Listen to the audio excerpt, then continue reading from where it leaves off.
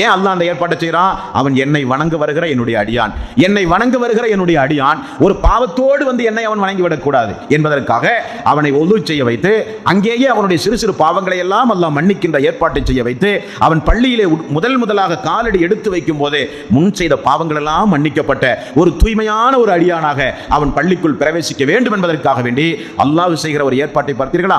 ஆனால் ஒது செய்கிறது எதற்காக வேண்டி? தொழுகைக்காக வேண்டி. ஒது செய்தால் தான் தொழுகையினுடைய நன்மை உங்களுக்கு கிடைக்கும் என்று சொன்னாலே போதும். ஆனால் அல்லாஹ் என்ன செய்கிறான்? நீங்கள் ஒது செய்யும் போது உடல் உறுப்புகளுடைய பாவங்கள் எல்லாம் உங்களுக்கு நான் மன்னிக்கிறேன் என்று அல்லாஹ் ரப்பல் ஆலமீன் கூறுகிறான். முஸ்லிம் என்கிற நபிமொழி தொகுப்பில் 413வது நபிமொழி மட்டுமல்ல, இன்னொரு நபிமொழிகளிலே நீங்கள் பார்க்கலாம். அல்லாஹ்வுடைய ரசூல் சொன்னார்கள், நீங்கள் ஒதுவை பூரணமாக செய்து, ஒதுவை நீங்கள் பூரணமாக செய்து ஒரு 2 ரக்காத் உள தூய்மையோடு அல்லாஹ்வுக்காக வேண்டி எந்த சிந்தனையும் இல்லாமல் மனதை கொஞ்சம் ஒருநிலைப்படுத்தி கொஞ்சம் ஆசுவாசமாக ஒது செய்து விட்டு வந்த உடனே யாரிடத்திலும் பேசாமல் ஒரு 2 ரக்காத்து தொழுகையை தொழுது விட்டு நீங்கள் அமர்ந்தால் உங்களுடைய முற்சென்ற பாவங்கள் எல்லாம் மன்னிக்கப்பட்டது என்று அல்லாஹ்வுடைய ரசூல் இங்கேயும் சொல்கிறார்கள்.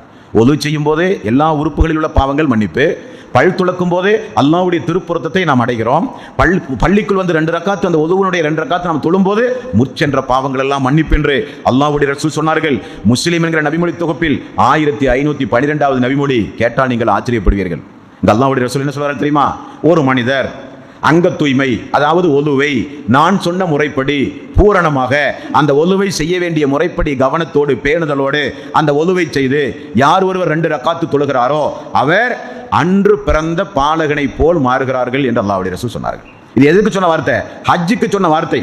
யார் ஒருவர் புனிதமிக்க ஆலயத்தை தரிசிக்க சென்று அந்த ஹஜ்ஜை பூரணமாக செய்து அந்த ஹஜ் அல்லாஹ்விடத்திலே ஏற்றுக்கொள்ளப்பட்டால் அவர் அன்று பிறந்த பாலகன் என்று சொன்னால், ஒரு தாயினுடைய மடியில் இருக்கிற பச்சிலம் குழந்தை எப்படி பாவங்களுக்கு அப்பாற்பட்டதாக இருக்கின்றதோ அதே போல ஒரு அடியான் எப்பொழுது மாறுகிறான்? அல்லாஹ்வுடைய ஆலயத்தை நோக்கி ஒரு நேர தொழுகைக்கு முன்னால் அவன் ஒலு செய்து அதற்காக வேண்டி 2 ரக்காத்து தொழுது அந்த ஒலுவை பூரணமாக செய்து 2 ரக்காத்து தான் தொழுதிருக்கான், ஃபர்லான தொழுகை தொழவில்லை. அதனுடைய நன்மையை நாம் இன்ஷா அல்லாஹ் தொடர்ந்து பார்க்க போகிறோம். இவன் சுன்னத்தை தொழுதான், அதற்கு முன்னால் ஒது செய்தான்.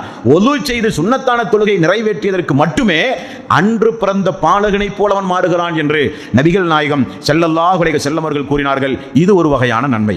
அடுத்தது அல்லாஹ்வுடைய ரசூல் சொல்கிறார்கள், இப்படி நீங்கள் ஒது செய்கிற காரணத்தினால் துனியாவில் உங்களுக்கு அல்லாஹ்வுடைய திருப்புறத்தை பெற்றுத் தருவது மட்டுமல்ல, உடல் உறுப்புகளின் மூலம் செய்த பாவங்கள் களைவது மட்டுமல்ல, முற்சென்ற பாவங்கள் மன்னிக்கப்படுவது மட்டுமல்ல, அல்லாஹ் தஆலா அன்று பிறந்த பாலகனை போல பச்சிலம் குழந்தையை போல நீங்கள் மாறுவது மட்டுமல்ல, மறுமை நாளில் அல்லாஹ்வினுடைய நீதிமன்றத்தில் இந்த உறுப்புகள் எல்லாம் பிரகாசமாக ஆக்கப்படும் என்று ரசூலுல்லாஹி ஸல்லல்லாஹு அலைஹி வஸல்லம் ஒதுவினுடைய சிறப்பை மேலும் நமக்கு விளக்கி சொல்கிறார்கள்.